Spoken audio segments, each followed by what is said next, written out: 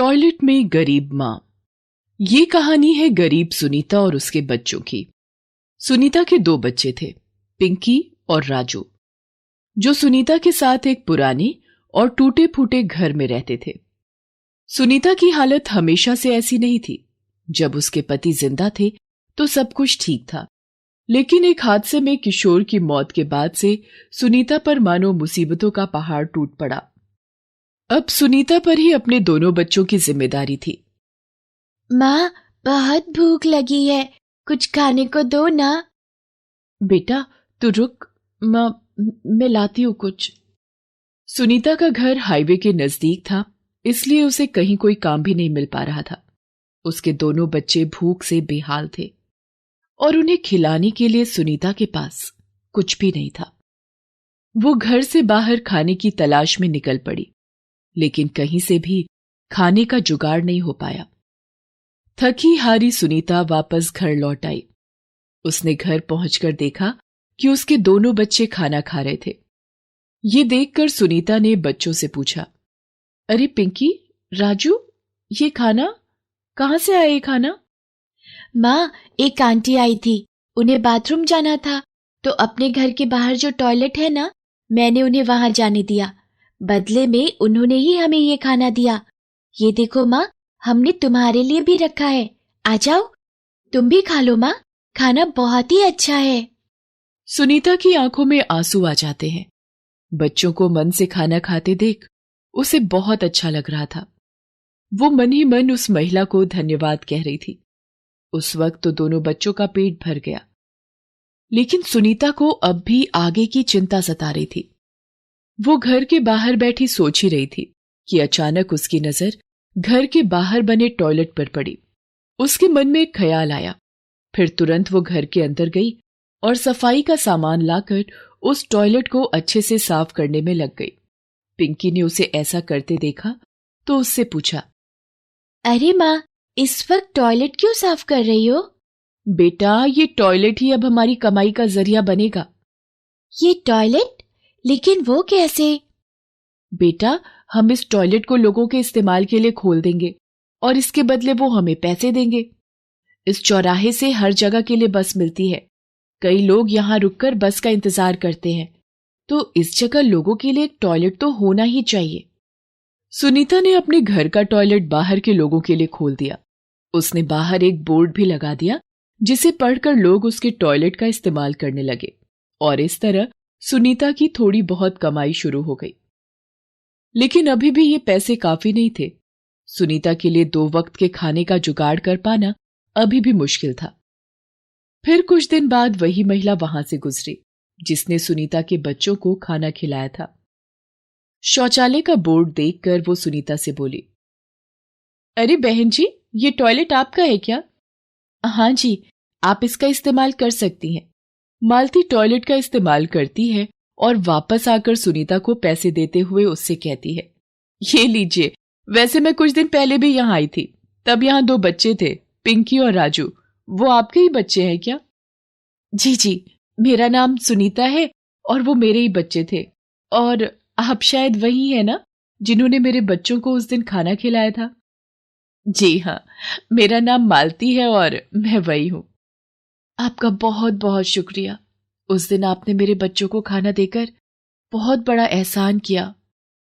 अरे नहीं नहीं, मदद तो आपके बच्चों ने मेरी की थी। उन्होंने मुझे अपना टॉयलेट जो इस्तेमाल करने के लिए दिया था। वैसे आपने बहुत अच्छा किया इस टॉयलेट को सार्वजनिक रूप से खोलकर। यहाँ एक टॉयलेट की बहुत जरूरत थी। इस हाईवे पर दूर दूर तक कोई ऐसी जगह नहीं है जहां टॉयलेट की सुविधा हो। वैसे आपके पति क्या काम करते हैं? सुनीता मालती को अपने बारे में सब कुछ बताती है। मालती को उसकी माली हालत का अंदाजा पहले ही हो गया था।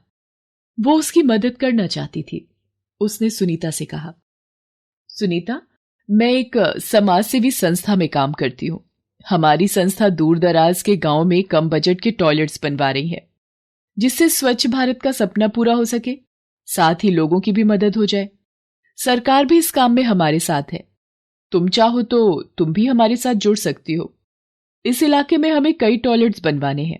इस काम में तुम हमारी मदद कर सकती हो और बाद में तुम्हें उन सब की साफ सफाई का ख्याल भी रखना होगा, और इसके बदले तुम्हें हर महीने तनख्वाह मिलेगी।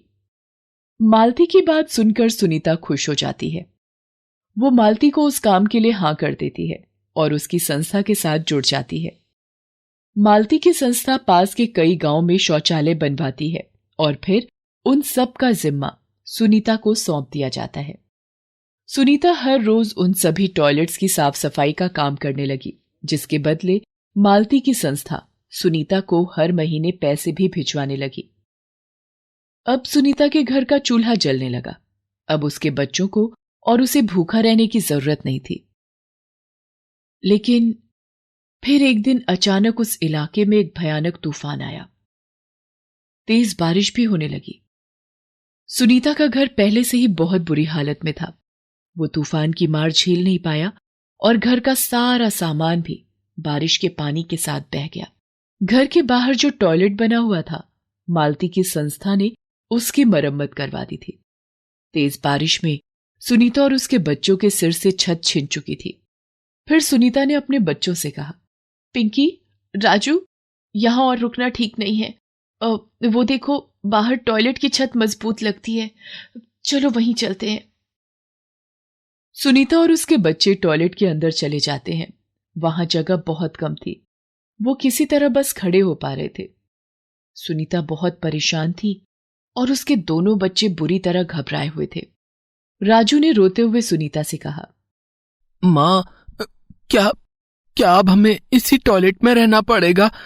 हमारा घर तो अब वहां है ही नहीं। परेशान मत हो बेटा, हिम्मत रखो, सब ठीक हो जाएगा। सुनीता राजू और पिंकी को गले से लगा लेती है और मन ही मन तूफान के थमने की प्रार्थना करने लगती है। लेकिन वो तूफान तो सब कुछ बर्बाद करने ही आया था। पूरे 2 दिनों तक ना मौसम बदला और ना ही सुनीता और उसके बच्चे उस टॉयलेट से बाहर निकल पाए। तीसरे दिन कहीं जाकर हालात सुधरे तो सुनीता और उसके बच्चे बाहर आए। उसके घर का नामो निशान तक नहीं बचा था। मजबूर होकर सुनीता को उसी टॉयलेट में अपने बच्चों के साथ रहना पड़ा। उधर खराब मौसम की वजह से रास्ते भी बंद हो गए थे, जिस वजह से मालती या फिर उसकी संस्था से जुड़ा कोई भी सुनीता तक नहीं पहुंच पा रहा था।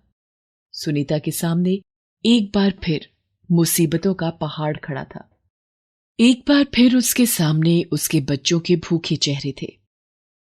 लेकिन सुनीता में अब पहले से ज्यादा हिम्मत थी। उसने साफ सफाई के बाद टॉयलेट के बाहर ही मिट्टी का एक चूल्हा बनाया और जो भी पैसे उसके पास थे उनसे राशन का सामान खरीदकर उसी मिट्टी के चूल्हे पर अपने बच्चों के लिए खाना बनाने लगी। पूरा दिन तो बच्चे और वो टॉयलेट के बाहर वक्त काट लेते, लेकिन रात के वक्त ठंड से बचने के लिए उन्हें टॉयलेट के अंदर ही रहना पड़ता था। कुछ दिनों तक तो पिंकी और राजू ने ये सब बर्दाश्त कर लिया, लेकिन फिर एक दिन, माँ, हम कब तक इसी तरह टॉयलेट में रहेंगे? मुझे यहाँ रहना बिल्कुल अच्छा नहीं लगता। मुझे अपना घर चाहिए। हाँ माँ, हम हमेशा तो ऐसे नहीं रह सकते ना।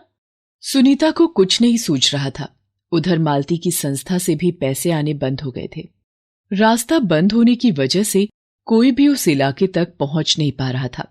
हालांकि सुनीता पर जितने भी शौचालयों की जिम्मेदारी थी, वो अब भी उन सब का ध्यान रख रही थी। वो उन सभी शौचालयों की सफाई का काम अब भी पहले की तरह ही करती थी, जबकि उसे इस काम के लिए कोई पैसे नहीं मिल रहे थे। गांव के कुछ लोग राशन का थोड़ा बहुत सामान देकर उसकी मदद कर रहे थे। ऐसे ही कई दिन गुजर गए और जब रास्ते पहले की तरह खुल गए तो एक दिन मालती खुद सुनीता से मिलने आई। सुनीता उस वक्त दूसरे टॉयलेट्स की सफाई के लिए गई हुई थी। मालती को देखते ही दोनों बच्चे रोने लगे और उन्होंने मालती को अपना पूरा हाल बताया। ये सब सुनकर मालती को बहुत दुख हुआ। कुछ ही देर में सुनीता भी वहां आ गई। मालती को देखकर उसकी आंखों में भी आंसू आ गए। फिर मालती ने उससे कहा, बस सुनीता, अब तुम्हें और कोई मुश्किल नहीं झेलनी होगी। इतने मुश्किल हालात में भी तुमने अपना काम नहीं छोड़ा। इस बात के लिए तुम्हारी जितनी तारीफ की जाए उतना कम है। तुम्हारे जैसे मेहनती लोगों की जरूरत हमारी संस्था को यहां से ज्यादा शहर में है। तुम चलो मेरे साथ। अब से तुम संस्था के हेड ऑफिस में काम करोगी। वहां तुम्हारे रहने का भी इंतजाम हो जाएगा। मालती का एक एक शब्द जैसे सुनीता में जान फूंक रहा था। वो भी मुश्किल से लड़ते लड़ते थक चुकी थी।